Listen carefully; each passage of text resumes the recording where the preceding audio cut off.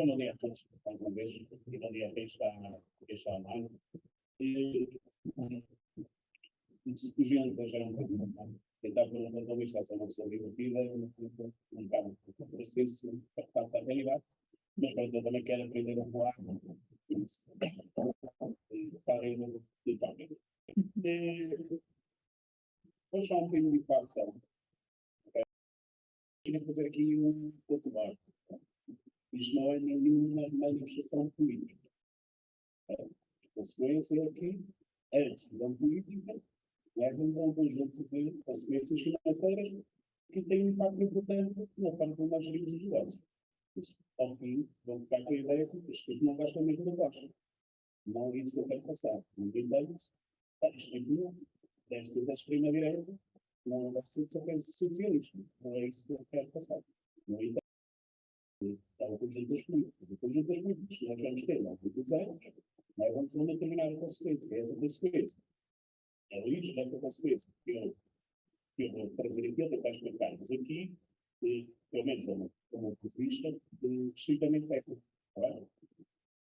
E também havia escolhido exatamente este, o guia positivo com o símbolo da caveira. Temos aqui as orejas, os espíritos, que está perfeitamente o que significa este símbolo no seu armadilho. E nós está aqui à rua. Está aqui porque, de facto, a inflação é um perigo, a inflação descredibilidade. A inflação é um reflexo para os Estados e um reflexo para as empresas. Porque se nós não estivermos preparados para esta inflação, ou para trabalhar em inflação, o que vai acontecer é que quando darmos conta, não temos capacidade de publicidade, mas quando darmos conta, já é. Podemos ir a Max, já é Max. Mas é isso que vai acontecer. E é isso que nós temos que ter noção. Porque nós trabalharmos e tentarmos escrever aqui a idade de cada uma das pessoas que estão presentes na sala e que estão presentes online, provavelmente, se calhar, são uma das pessoas que ao longo do dia teve um negócio, trabalhou um negócio, tem inflação, e sabe mais ou menos o que é que acontece quando há inflação. Porque nós não temos tido inflação há mais de uma década. Vou tentar. E neste sentido, eu penso que ninguém. Penso que ninguém.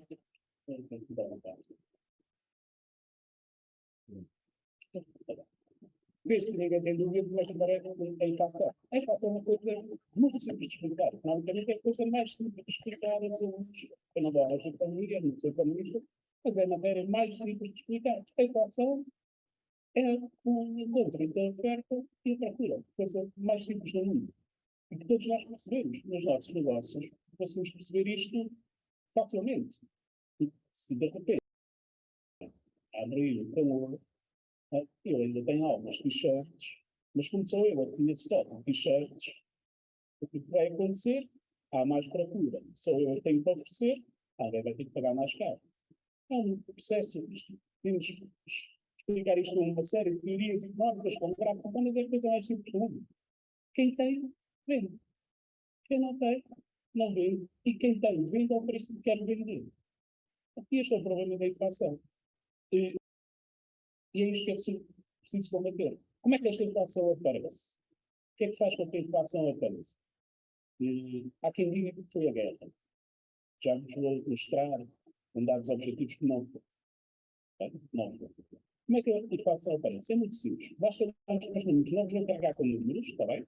Certeza absoluta, porque então daqui a bocadinho desistiu-se embora. Vamos carregar com gráficos. Há uma perspectiva melhor. Né? Então vamos olhar para o gráfico. O que é que acontece? Este é o gráfico da poupança em Portugal. E depois também tem as bandeirinhas para vocês terem a percepção dos anos, porque os dados são muito densos. Os dados são da Cordada, do Minério, do Banco de Portugal, todos os dados que eu vou apresentar aqui, que são dados todos oficiais e públicos. E reparem bem, aconteceu uma coisa qualquer em 2020. Alguém que apanhava uma gripe esquisita, não era? Que teve lá menos secos. Reparem bem O metanado, o nível de poupança, este gráfico representa a percentagem de poupança que os portugueses faziam face ao seu rendimento disponível. Okay? Eu ganhava 1.000 euros, quanto é que eu poupava desses 1.000?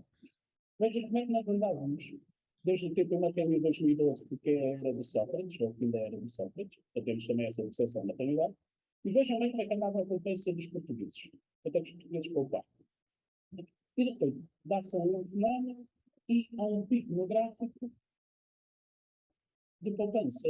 Porquê? Porque, de facto, nós, todos, ou basicamente todos, eu não, porque eu nunca trabalhei tanto na minha vida como no tempo de Covid, mas a maior parte das pessoas ficaram confinadas em casa, não estavam habituadas a fazer compras online, as empresas não estavam preparadas para ter lojas online, o que é que ia acontecer? Não havia consumo. Se eu não era, não conseguia consumir, o que aconteceu foi que o dinheiro que tinha disponível começou a avançar-se na conta bancária. Então, eu passei a ter mais dinheiro disponível e consegui fazer, foram 2 anos, para fazer mais poupança, a acumular dinheiro na conta bancária. Não conseguia gastar.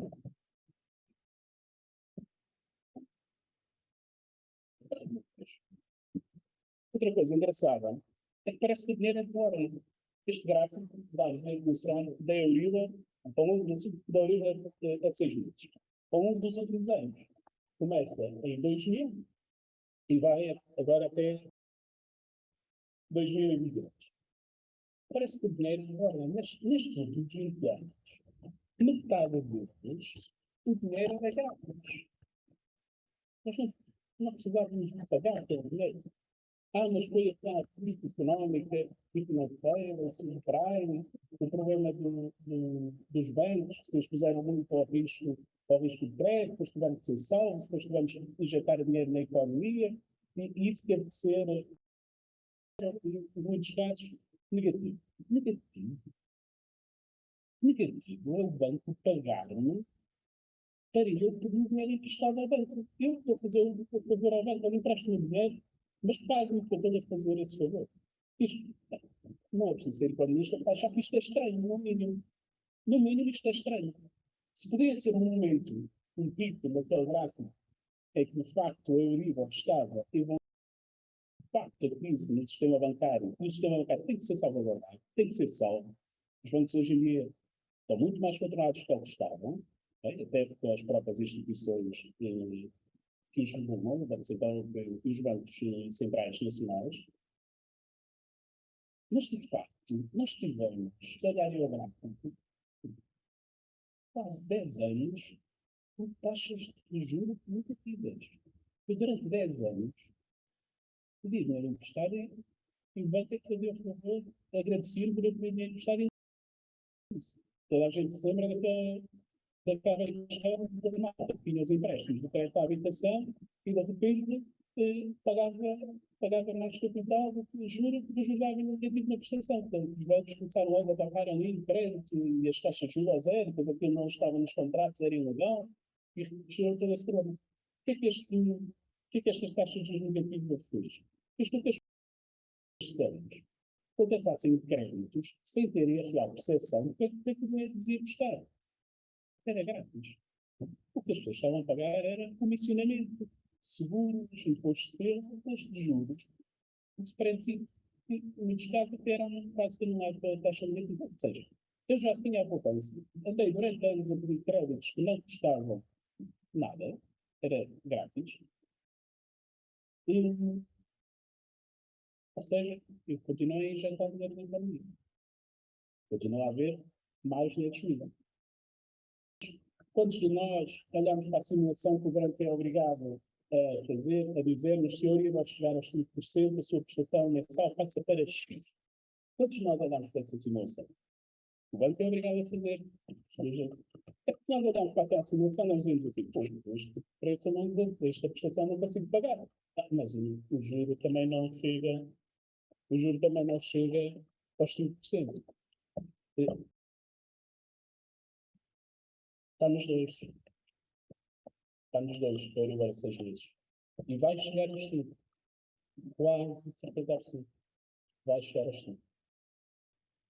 Ou seja, nós fizemos poupança como nunca, pedimos dinheiro emprestado como nunca, Durante todos estes tempos, a nossa curva de endividamento manteve-se exatamente igual, não diminuiu.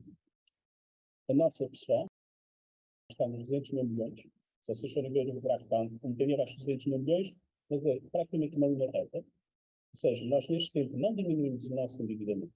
Tínhamos dinheiro disponível, tínhamos juros baratos e não diminuímos o endividamento.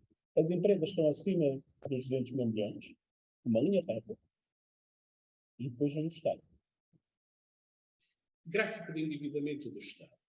Ou seja, estão a ouvir melhor? Estivemos aqui a fazer algumas alterações. Sim? Ok.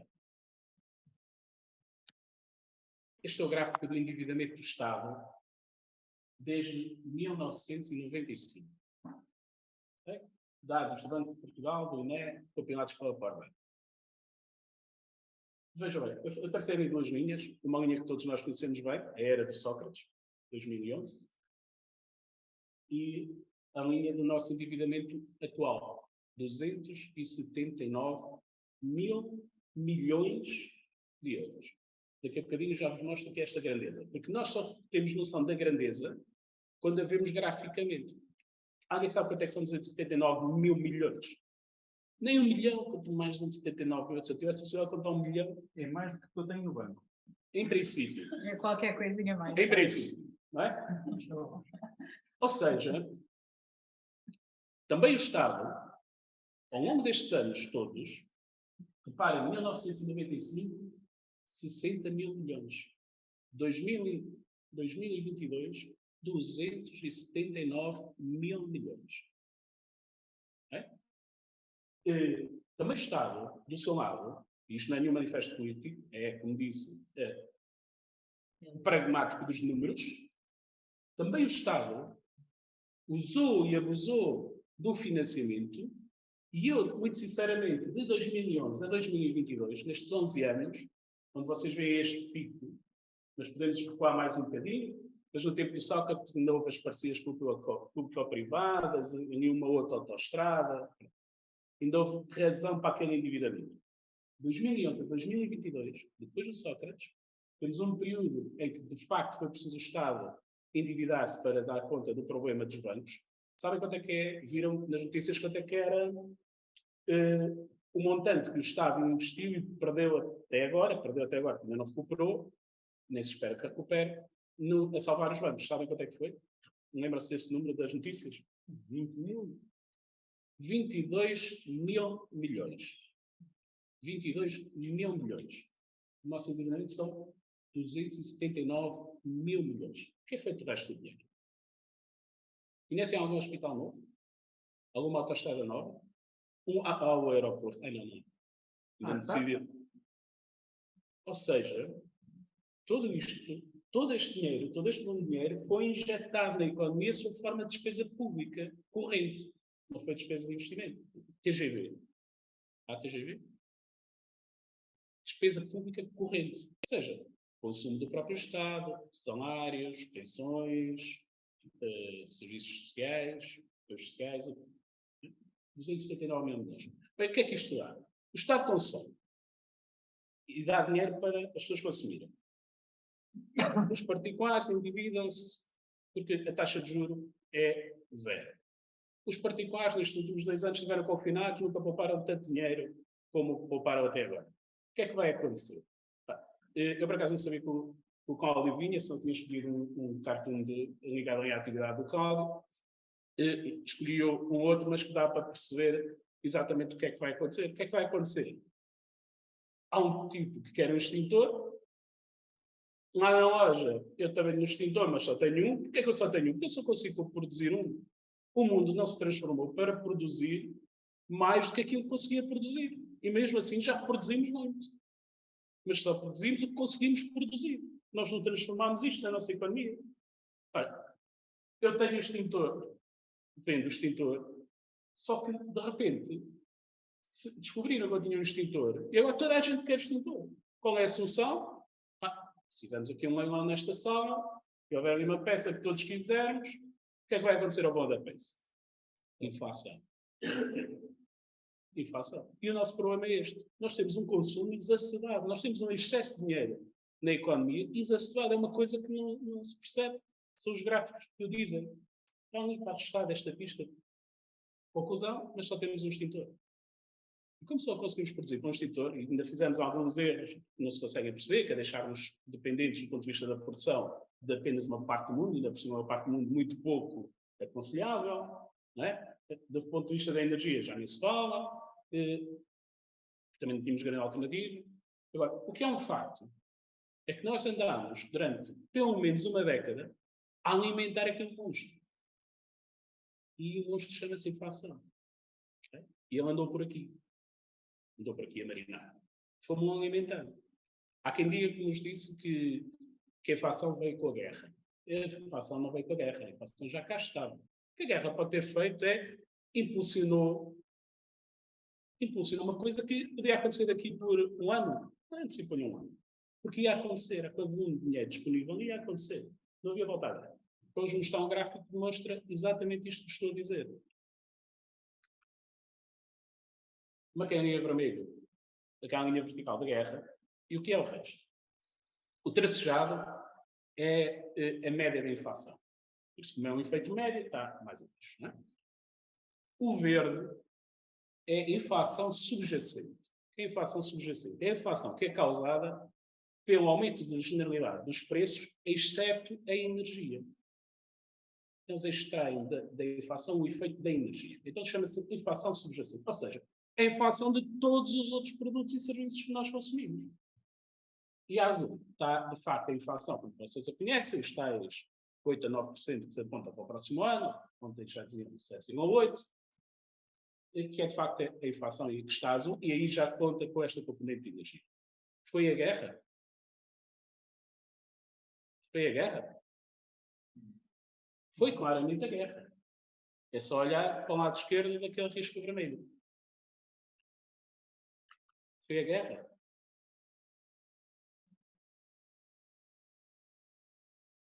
Andámos a aumentar salários mínimos e pensões, que obrigaram depois as empresas que conseguiam aumentar os salários dos quadros intermédios, senão ficavam apanhados com o salário mínimo. Andámos a manter o nível de rendimento num momento em que as pessoas nem precisavam do rendimento porque não estavam a consumir, nem precisavam consumir, estavam confinadas, mas nós mantivemos exatamente o mesmo nível de rendimento.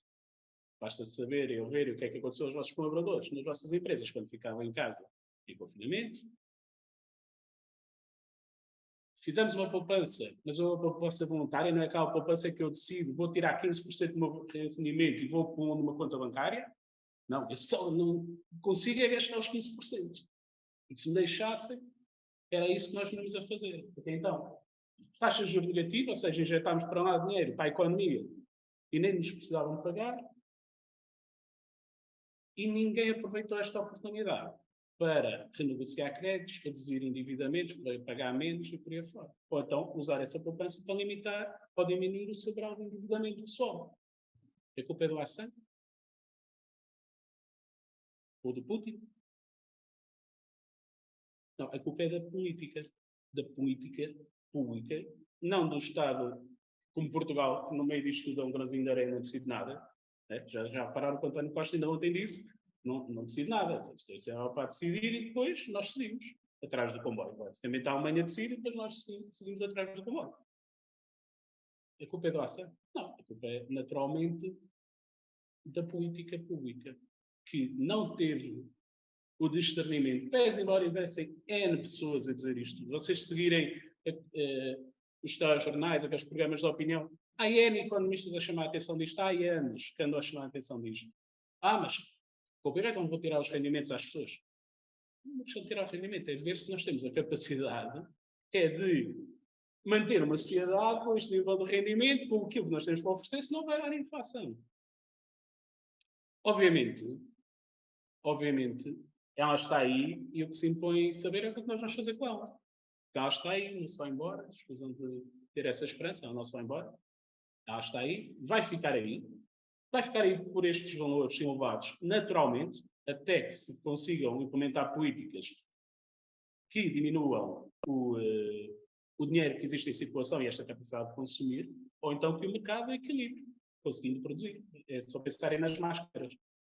Quando precisávamos de máscaras, o que é que aconteceu? Uma máscara custava o quê? 5 euros? Uma máscara. Agora compramos uma caixa por €1. Porquê? O mercado conseguiu equilibrar-se, não é? Por isso ela vai estar e vai ficar por aí. Agora, isto é também uma oportunidade. A inflação é também uma oportunidade. É um bocadinho como o jogo de comprar ações na bolsa, que é um jogo, basicamente, um jogo um bocadinho. Dá um bocadinho de trabalho do ponto de vista do conhecimento, mas é um jogo. Porque há um momento em que, de facto, a inflação é boa para as nossas empresas. Nós temos é que saber. É como o póquer, se quiserem, é um exemplo melhor. Nós temos é que saber quando é que saímos do jogo. Quando é que é aquele momento em que nós temos que sair do jogo. Tenho um cliente que o dilema dele no final do ano é se tem estoque ou se tem dinheiro na conta bancária. Tenho aqui 50 mil euros. Fico os 50 mil euros na conta bancária ou compro o aço que eu preciso para as obras que já tenho adjudicadas e para mais algumas. Enquanto o meu ano passado, 2021, toda a gente sabe que o aço subiu extremamente, né? Os metais de uma forma geral, né? Por isso é que andam a roubar catalisadores, por causa dos metais também. Né? A decisão dele no final do ano foi: tenho dinheiro na conta bancária, fico com o dinheiro, ou compro o aço, as bobinas de aço que eu uso regularmente, que é transversal à generalidade das obras, e depois, à medida que forem entregando os orçamentos, já só compro os acessórios. Compro o aço. Nunca teve uma margem bruta como teve o ano passado. Quem tem vindo? Em épocas de inflação, os estoques e a forma como nós trabalhamos os estoques é fundamental. Para isso, o que é que nós precisamos? Em inflação, não tenho dúvidas. O segredo está no estoque e na capacidade de nós termos margem bruta. Porque vai haver um dia em que a inflação também vai levar à crise económica e quando levar à crise económica, nós vamos passar mal. E vamos ter que baixar preços, depois vai haver oferta e as pessoas já não vão ter poder de compra, o preço vai ter que baixar e nós aí, nessa altura, podemos ter necessidade de passar um bocadinho mal. Por isso, por exemplo, num período de inflação, estoques devia ser o ativo com que vocês mais se deviam preocupar. Depois, outra coisa que é importante pensarmos é como é que nós financiamos as nossas atividades. E ninguém gosta da primeira coisa. Okay? Ninguém gosta nem da primeira coisa. É saber quanto de nós investimos no nosso negócio. Se nós pensarmos objetivamente, olharmos ao balanço da nossa atividade e pensarmos, qual é aqui a parte que eu arrisquei? Nós estamos sistematicamente a pedir ao fornecedor que arrisque por nós. Vamos a falar um bocadinho, não é? Está a arriscar, o Rui está a arriscar, não é? Com o crédito do outro. É o Rui que está a arriscar. Quanto é que o outro está a arriscar? Quando olharem para o vosso balanço, estamos sempre a pedir ao banco que arrisque por nós. Cada vez que vamos pedir um crédito bancário, o banco arrisca por nós. Que mal educado, nem me quis fazer uma proposta. Olha, eu pedi para arriscar para vocês. Quanto é que vocês arriscaram? Olhem lá para o balanço e vejam lá quanto é que vocês arriscaram. Capital social. €1 se for uma sociedade unipessoal. €2 se for uma sociedade não é ativa, uma sociedade de cotas. É isto a política pública, está no Código das Sociedades Comerciais. Não fui eu que fiz o código. Nem foram vocês. Foi uma política pública que fez o código. Os senhores, para ter uma sociedade, têm que arriscar €1, vá. Se fizer sociedade com a esposa, arriscam €2. Mas depois vamos pedir 50 mil euros ao banco, numa linha de crédito, não sei o quê, para financiar o nosso negócio. Quantos de nós questionamos o banco sobre a forma ou o spread que ele nos propôs naqueles créditos que eram garantidos pelo Estado, ou parcialmente garantidos pelo Estado? Levámos todos a 1,5%. Quem pediu esses créditos? Eu já nem olhava para as propostas. Todos os clientes, às vezes, são poucos, mas às vezes alguns mandavam uma proposta, vejam lá qual é a melhor. Para quê? São todas iguais. Venham lá todos, spread 1,5%. Porquê? Porque a portaria dizia spread máximo 1,5%. No outro dia liguei a um gerente de um banco por causa disso. Opa, o gajo era meu amigo e por isso tratei por opa. Normalmente não faço isso. Opa, diz-me lá uma coisa. Estou preocupado. Acho que a minha empresa vai fechar. Então, algum problema? Epá, eu olho aqui para os meus clientes, pensava que tinha aqui clientes de categoria, que iam pagar as avanças ali de certinhas direitinhas. Foi um cliente meu pedir um crédito bancário à tua instituição. Pá, mandas-me o spread 1,5. 1,5 é o spread máximo, ou seja, é quanto o teu banco cobra às pessoas que apresentam um grande risco. Porque se estás a cobrar o spread máximo e o spread é o limite, é a medida do risco, então os meus clientes não valem, e depois temos que pôr aqui um pi. Mas como não temos capacidade para pôr o pi, eu não vou dizer a palavra. Já sabes como é que isto funciona, eu sei. Infelizmente sei. As pessoas não olham. Vocês vendem isso porque é assim. Os outros, como consertaram isso tudo, vendem também todos com o mesmo spread. A diferença é nas comissões, uns que comissionam mais um bocadinho, outros menos um bocadinho, mas não valem nada aos empresários. Nenhuma empresa vale nada, porque todas jogam com o spread máximo, todas apresentam o mesmo risco. Quantos de nós discutimos isto com o banco? Naquele crédito ele baixou o spread. Naquele crédito ele baixou o spread. Espera aí, eu vou ver isso. Mas quantos de nós fizemos isso? Okay? Todos nós, ou a generalidade das empresas, como sabem, estão endividadas, têm um crédito bancário associado a uma Euribor variável, e eu sou daqueles que defendem variável sempre. Esta história da taxa fixa não se deixa levar por isso. Variável sempre. Já fizeram contas o que é que acontece se o spread do vosso crédito aumentar após spread, desculpem, a Euribor aumentar após 5 pontos? Pensem numa coisa, a situação ótima, para efeitos do Banco Central Europeu, é que a inflação não passa os 3 pontos, 3%, e que o crédito e os spreads não passem, a Euribor também não passa os 3%, porque eles andam equilibrados. Basicamente no princípio que qualquer economia que esteja minimamente desenvolvida cresce pelo menos 3%. Se cresce sempre um bocadinho acima dos 3%, vai compensar o efeito da inflação e vai ser capaz de pagar o juro. Então, os 3% é o que a teoria económica defende que deve ser aqui o limite. Nós estamos em inflação, nós vamos ter que tirar dinheiro da economia, por isso o Euribor não pode ficar nos 3. Isso era a situação ótima. O Euribor vai ter que passar os 5. O que é que acontece se chegar aos 5? Então fiz aqui uma simulaçãozinha, uma coisa pequena, só para verem o número. Depois daqui a bocadinho esta simulação vai se repetir ali mais à frente. Eu vou usar esta simulação um bocadinho mais à frente. Ou seja, se uma empresa tem 100 mil euros a um banco, um pouco arrisquei 100 mil euros, uma capital social são 500 euros, mas arrisquei 100 mil euros para mim. O banco aplica-lhe o spread de 1,5 e é um empréstimo a 10 anos. Se fizer esta simulação à data da Euribor a zero, a vossa prestação mensal eram 897 euros, 900 euros. Com o Euribor com 5 pontos percentuais, a vossa prestação mensal vai subir 240 euros. E eu não tenho ali o comissionamento. Não se esqueçam de uma coisa, um spread de 1,5 equivale a uma taxa anual efetiva de um crédito ao comissionamento que hoje em dia temos de 2,5. Ou seja, acrescentem lá mais um ponto. Que é o que dá. Escusam de andarem às voltinhas, é o que dá. É mais um pontinho. É mais um pontinho. É 250 euros a mais por mês. Talvez sabendo. Porque já vos mostro o impacto numa demonstração de resultados. Por isso, tratem lá de ir aos bancos, quem está endividado, comecem a apertar com eles, porque quando eles se sentirem apertados, e apertar com eles é renegociar estas condições, temos que rever estes contratos, porque quando eles começarem a perceber-se, já não vão querer negociar convosco. Não se esqueçam de uma coisa, é a medida do risco. Se vocês chegam lá e apresentam o risco, eles não vão querer negociar convosco. Só se for no sentido contrário, que é aumentar o risco, o nível de risco. Por isso, já não é muito cedo, mas ainda é tempo, de nós chegarmos lá, pegarmos naqueles contratos que temos, a ver se isto é assim ou não é, porque nós temos que ver que a Euribor está a subir.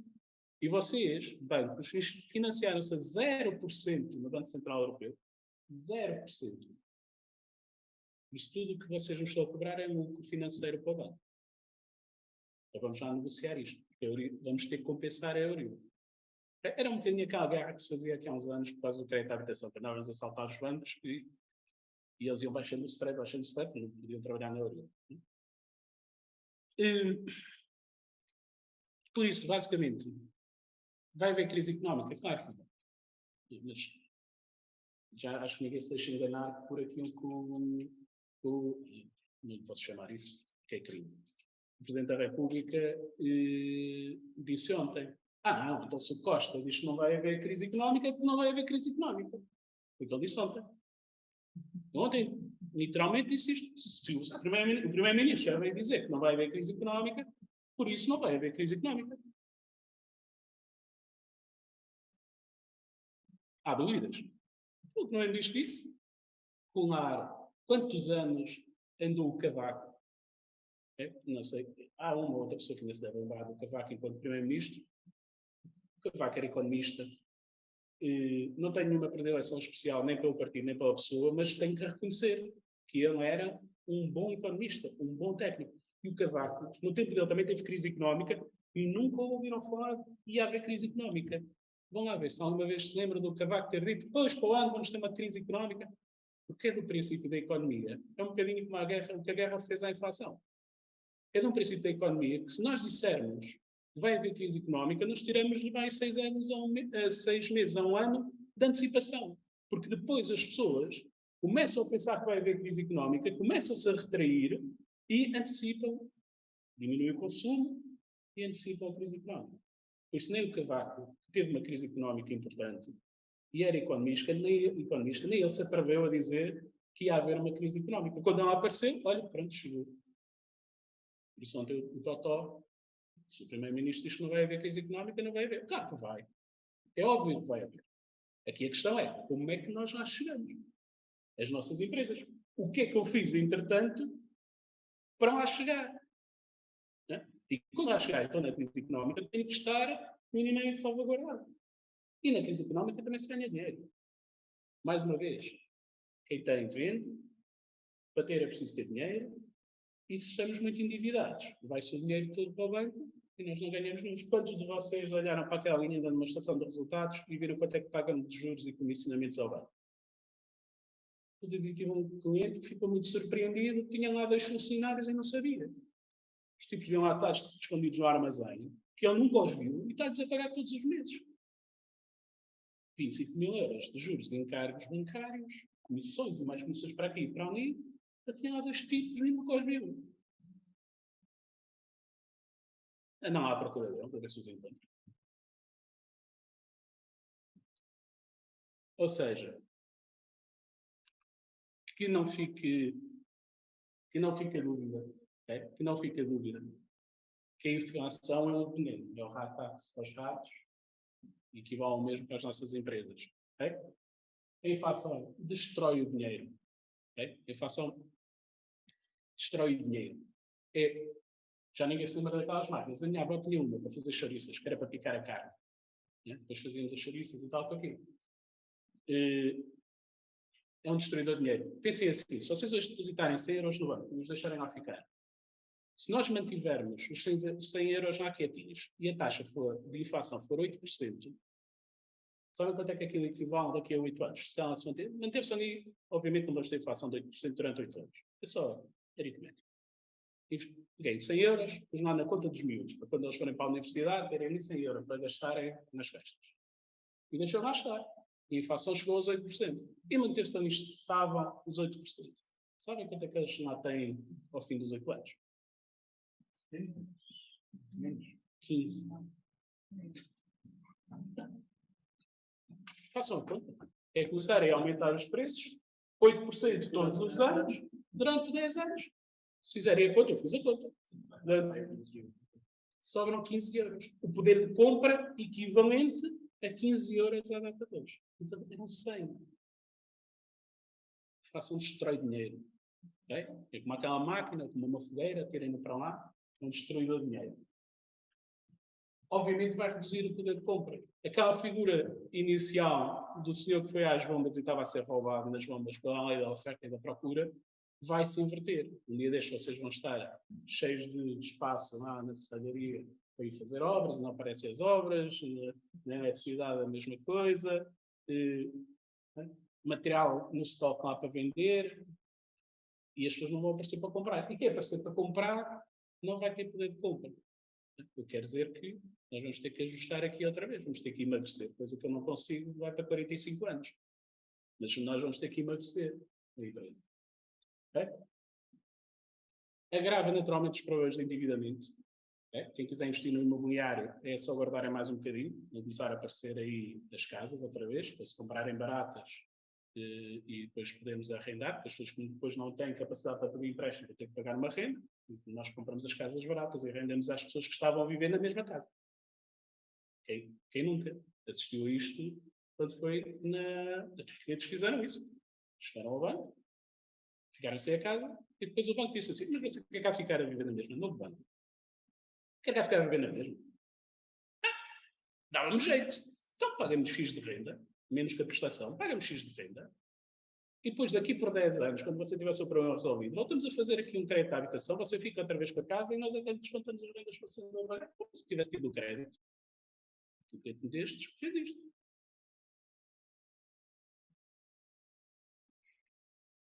Os todos doidos, óbvio. Só a mais na cabeça? Ter imaginação. Tem imaginação, é que ser criativo. E de facto é o pior inimigo da economia, por isso é que ninguém fala dele. Cada vez que sou falar dele, toda a gente foge, ninguém quer falar muito do tema, mas é certo. Ele vem de mansinho. Eu pus ali o Putin, pronto, ok? Descrição da política, podia ter posto lá outra figura qualquer. Ele vem de mansinho, parece que é bom. Quem nunca comprou ali o stock e depois, deixa cá, o meu cliente dos aços, do inox, deixa eu comprar, não dei outros exemplos, no inox, deixa-me cá comprar o stock, e depois, quando foi fazer as obras, o preço já aumentou, já toda a gente anda a fazer orçamentos com o preço novo, e eu tenho algum stock. Comprar com o preço antigo. Quem nunca? Quanto é que isto aumenta na margem? Mas ela vem de mansinho, porque vai haver ali um dia em que ela vai fechar a torneira e nós já não, se não tomarmos medidas para ela não evoluir, ela vai dar cabo da economia. Vai reduzir o poder de compra. Nós vamos ser obrigados, quer queiramos, quer não, a tomar medidas. Se são estas as medidas, vocês ouviram o Centeno dizer uma expressão lindíssima no outro dia? O Centeno é o governador do Banco de Portugal. Por acaso também tem o Ministro das Finanças, não sei se interessa. É o governador do Banco de Portugal, ou seja, quem regula esta política financeira, ou ajuda a regular com o Banco Central. Ouviram o que ele disse no outro dia, com uma expressão giríssima, a dizer temos que ter atenção às medidas procíclicas. Então a gente ficou a perceber exatamente o que é que ele quer dizer com isto. Sabem o que é que ele quis dizer com isto? Chegaram a perceber o que é que ele queria dizer com isto? É preciso contrariar as tendências. Pois, Perceber as tendências. só que todas as políticas, toda a gente anda a falar, são procíclicas. Ou seja, em vez de serem medidas para cortar com este ciclo da inflação, reduzir o dinheiro disponível e obrigar a corrigir, são medidas procíclicas, ou seja, estão a ajudar a aumentar a inflação. E se alguém tinha dúvidas, é só irem ao ECO de ontem e ver quais são as medidas que o governo propõe. São medidas procíclicas, ou seja, são mais medidas para injetar mais dinheiro na economia. Então, mas não foi injetar dinheiro na economia que causou a inflação? Tinha um desequilíbrio enorme entre a procura e a oferta, porque havia capacidade para pagar.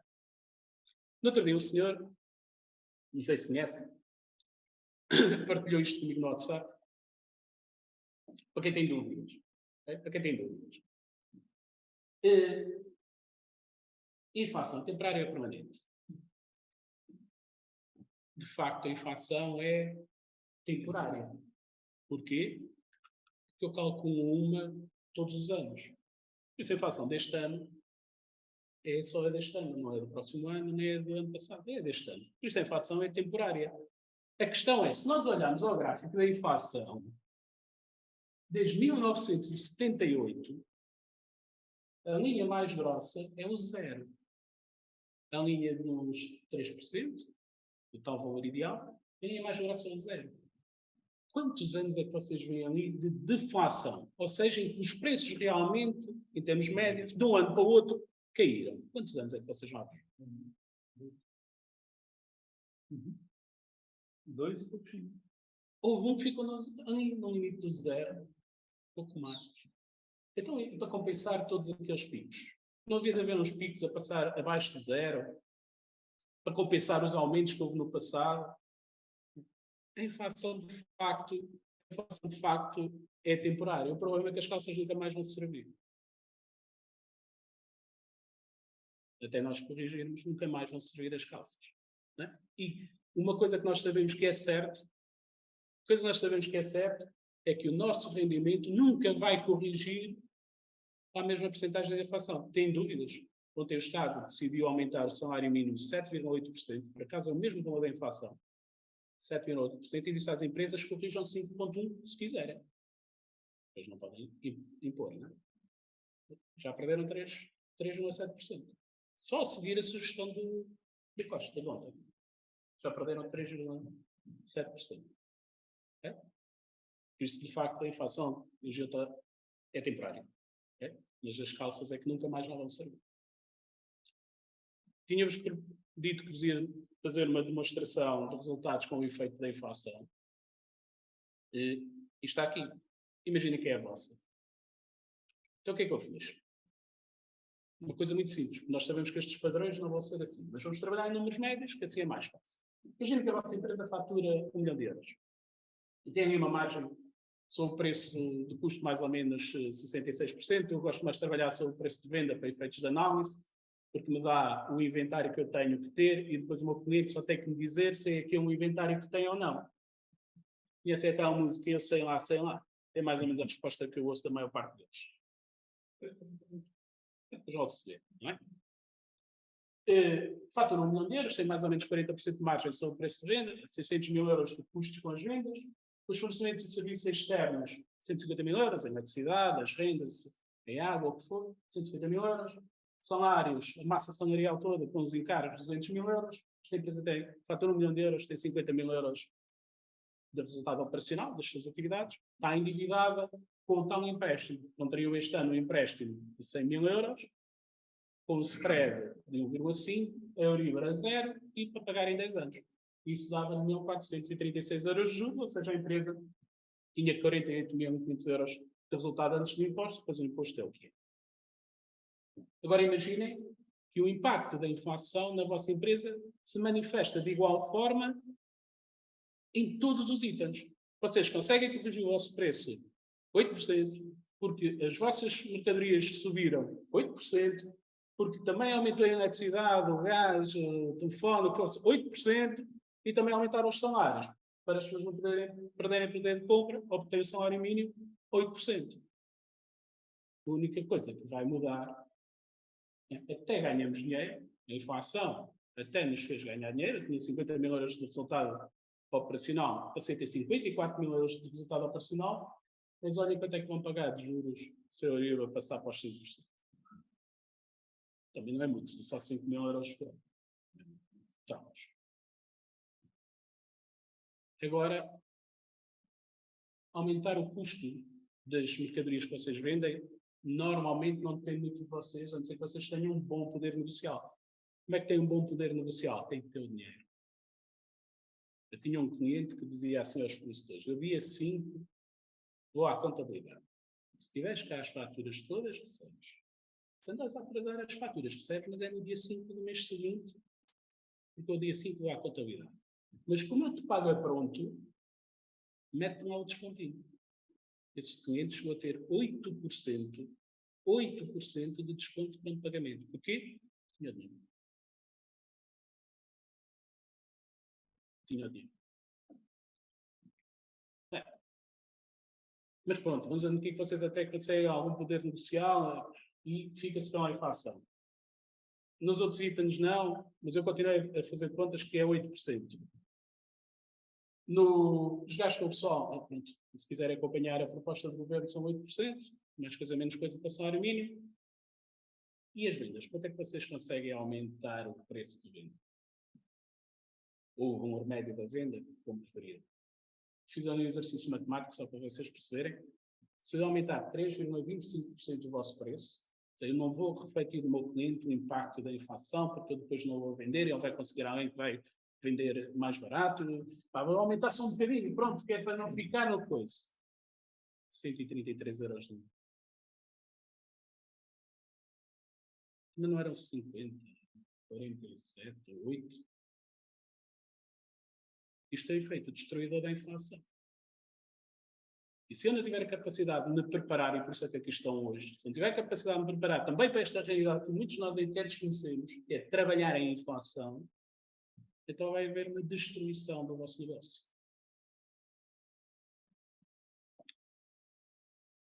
A última não me foi pedida, está bem? Não faz parte da minha intervenção, mas eu resolvi acrescentá-la, tenho 45 segundos, por isso ainda estou no meu tempo. Vou acrescentá-la. Não. Sabem quanto é que é a dívida pública de Portugal? Fiz um exercício. 279 mil milhões de euros. Em notas de 50 euros, são 5.584 milhões de notas. Elas medem mais ou menos 1,5 milímetro, 1,4 milímetro, qualquer coisa. As pessoas para em quilómetros, se eu as puser todas empilhadas, 8 quilómetros. 8 mil. Isso são 8 quilómetros, são 8.000 quilómetros. Se forem em aviões, já que o Gion quer aprender a voar, é pensar nos aviões Jumbo e alinharem 110 mil. Em linha reta uns atrás dos outros. Usam ali a A1, ainda metem alguns na A2, certamente, e não chega. Se forem portugueses, vamos começar aqui a empilhar. Pegamos no Fernando, pegamos em cima da cabeça do Cláudio, depois pegamos no seu Rui, pegamos em cima da cabeça do Fernando. Vamos empilhar os homens em Portugal. A altura média de um homem em Portugal é 1,75 m. São 4.800.000 homens empilhados em cima uns dos outros. Nos censos disseram, em 2021, os censos de 2021 diz que Portugal só tem 4.900.000, se os precisos todos. Para representar graficamente em homens empilhados a dívida pública portuguesa, são precisos os homens todos de Portugal, uns em cima dos outros. Sobram alguns que é para chegar à água. Os outros que sobram são os que chegam à água, porque estão em cima depois também tem cedo. Isto é a dimensão da dívida pública de Portugal. Deste retângulozinho, que não tem nada para oferecer ao mundo, a não ser sol e 900 km de praia, que é o que ainda vai salvando isto. Isto, e a malta não quer ir para a Turquia nem para a Grécia, porque iam ser assim um bocadinho instável. Porque quando eles se mudarem outra vez para a Turquia e para a Grécia, lá só é crescimento económico. Por isso, a solução, do meu ponto de vista, é basicamente esta.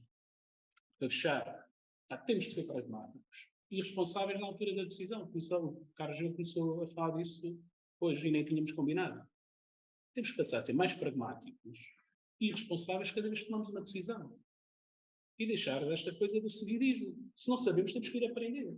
Temos que nos instruir. Na Norte da Europa, ninguém é empresário sem apresentar um diploma em que fez um curso de gestão de empresas durante pelo menos 6 meses. E depois chega lá ao conservatório, está aqui o certificado de habilitações. Então ok. Agora, talvez já possa constituir uma sociedade. Se não temos esse conhecimento, temos que o procurar. Também é por isso que vocês aqui estão hoje. Não podem estar à espera que os outros façam por vocês. O Estado. O Estado. É exatamente a mãozinha assim. O Estado. O Estado nada. A senhora Thatcher disse uma coisa. Houve uns que disseram uma coisa mais desagradável no outro dia. Mas a senhora Thatcher disse uma coisa que faz todo sentido. O socialismo é fazermos vida de rico com o dinheiro dos outros. Eu nem fui buscar o gráfico que diz quanto dinheiro é que a União Europeia meteu em Portugal desde a adesão. Dava.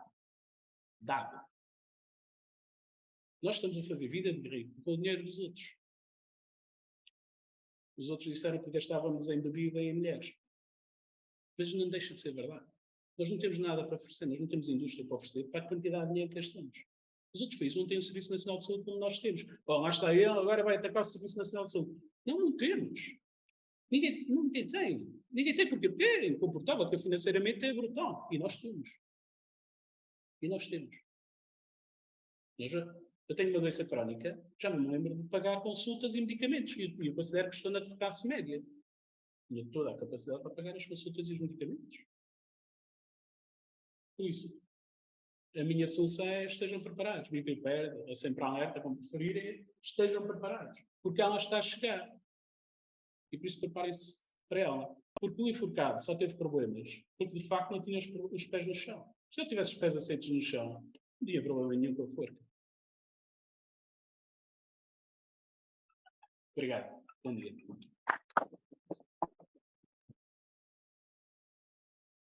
Tem perguntas?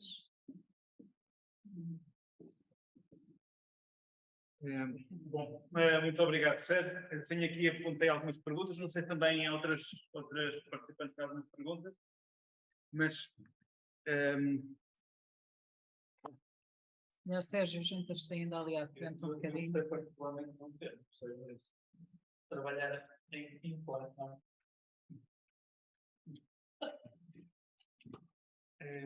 tinha uma pergunta, Sérgio. Qual foi nesta questão da inflação, por um lado, houve o aumento da procura, por causa de mais dinheiro e mais poupança disponível. Qual é que terá sido o impacto da redução da oferta por causa das fábricas estarem paradas, dos trabalhadores não poderem trabalhar, não haver transporte? Do efeito Covid, né? E na China estar ainda a encerrar cidades inteiras e obrigar as todas as cidades inteiras a estarem em casa. Obviamente que isso tem um impacto. O impacto é a falta de bens. Não há dados. Eu conheço uma pessoa que está à espera de um carro desde junho de 2021. Entretanto, já ganhou dinheiro. O carro já aumentou 8.000 euros de preço e ele já o comprou. Só está à espera que ele chegue. Obviamente que isso tem um impacto, mas vamos lá ver. Quem é que decidiu mudar toda a indústria poluente para a China e para a Índia? Foi o Assan.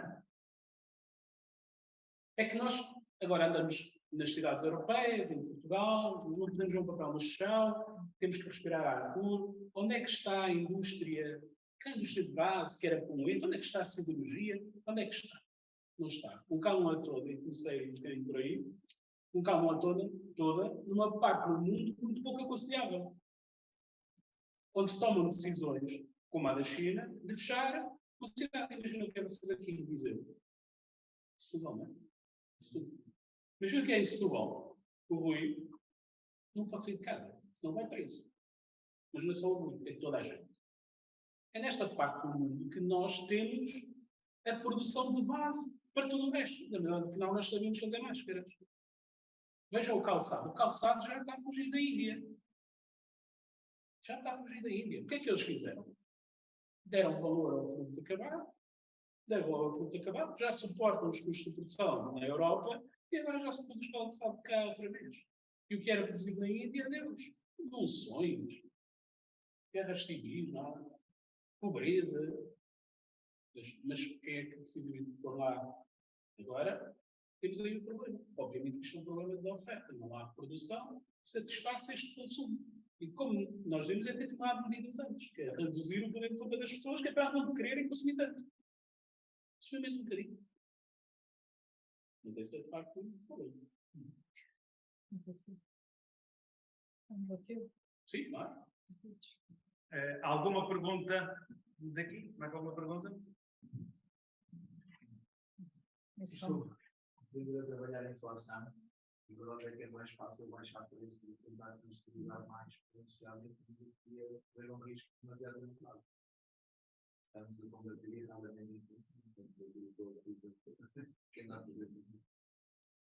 E há uma coisa que certamente o Sérgio também recomenda, que viram ali o impacto dos preços de venda não acompanharem todos os outros preços. Impacto brutal de 50 mil euros numa empresa que fatura 1 milhão.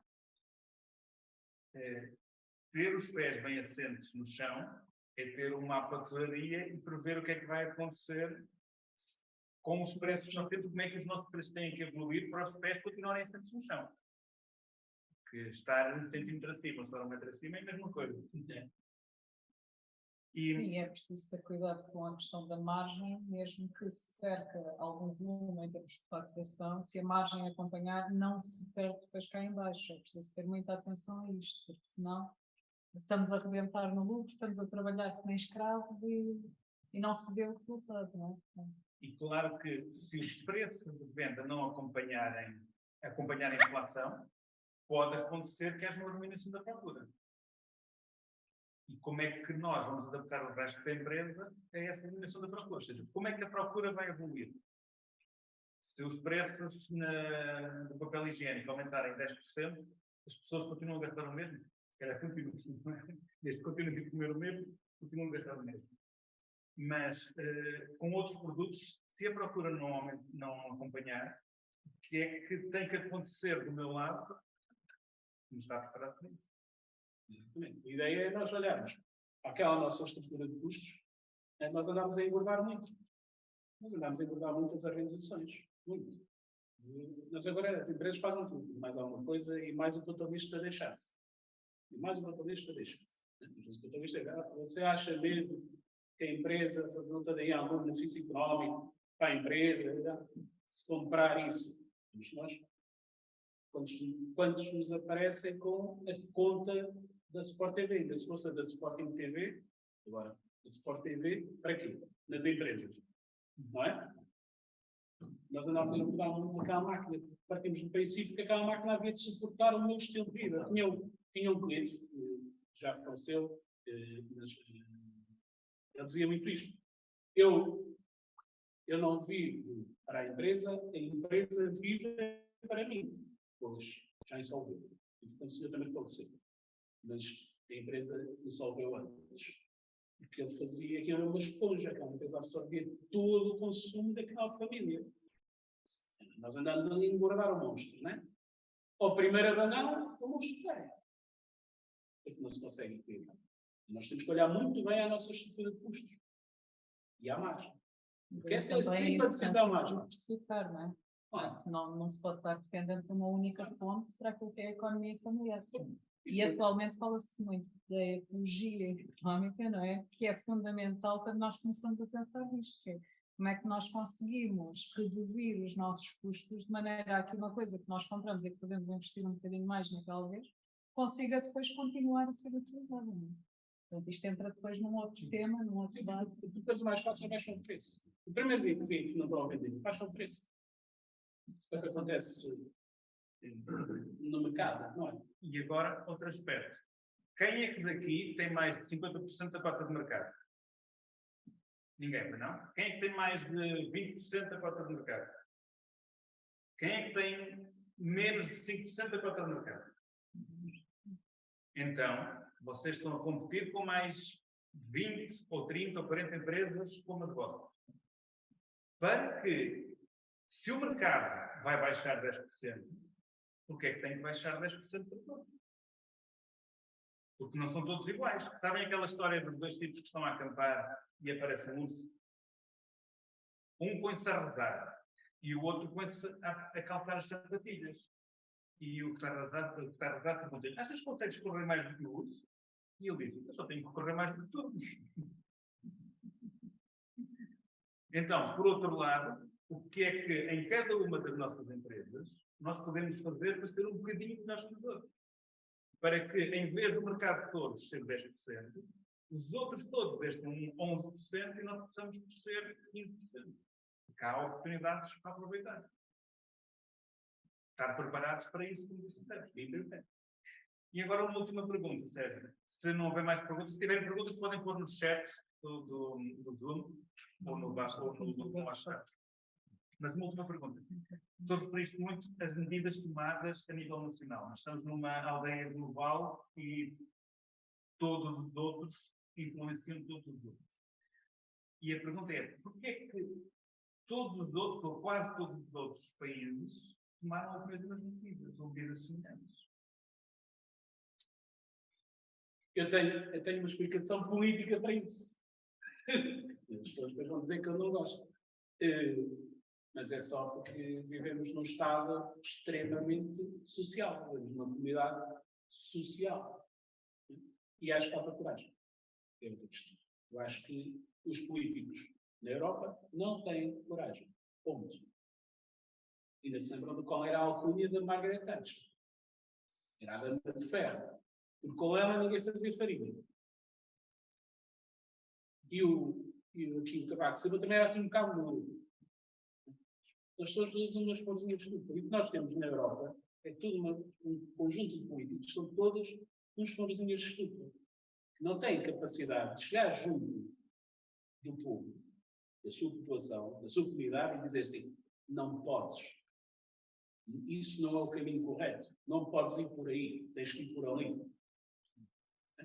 E eu acho que a razão é essa. Objetivamente, eu acho que a razão é essa. Nós temos uma Europa muito social, muito virada para o social, habituámos muito a uma qualidade de vida brutal, mais para o centro da Europa, para aqui, mas uma qualidade de vida brutal, e agora não existe ninguém com coragem política que diga, não, as medidas vão ser estas, porque se não forem estas, a crise económica está aí, a inflação está aí, e vocês pensam que agora estão a viver bem, vai ser só temporário porque vão passar mal. Então, para não passarem mal, vamos acomodar isto um bocadinho. E eu acho que o principal problema é esse. Falta coragem política para dizer às pessoas aquilo que as pessoas não querem ouvir.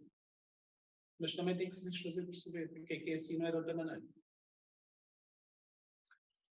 Ok. Muito bem, vamos ter agora um intervalo para tomar café, para refletir sobre isto, para escrever os brilhantes do Plástico Blog e aquilo que nós podemos fazer diferente. Relembro aquilo que alguns coisas que seja disse, pensar nos estoques, renegociar os spreads, acompanhar os preços, ter os pés bem assentos na terra e pensar no que é que nós podemos fazer de diferente em relação a toda a nossa concorrência.